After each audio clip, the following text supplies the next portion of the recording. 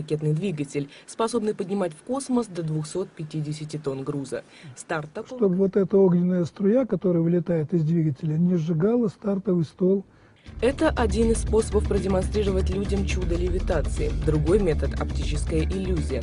Некий аппарат создает голографические картины, в которых земляне могут увидеть как знакомые, так и таинственные образы, зачастую летающие тарелки. Так называемых зеленых человечках, которые вот сидят в этих кораблях. Выйдя за пределы секретных лабораторий, уфология продолжает будоражить воображение. Аппарат видел сам Сергей Павлович Королев. Мне его нарисовал, вот это его рисунок, Федор Игнатьевич Рябов. Это ведущий конструктор нашего центрального проектного отдела. Профессор Бурдаков полагает, летающие тарелки – голографические подсказки человечеству, в каком направлении развиваться космонавтике. Базовый опыт, навеянный наблюдениями над НЛО. То есть неподвижное висение, левитация, без всякой опоры. Так сказать, вообще этому способствовала книга Мензела, где он все аномальные явления объяснял какими-то отражениями, миражами Гала.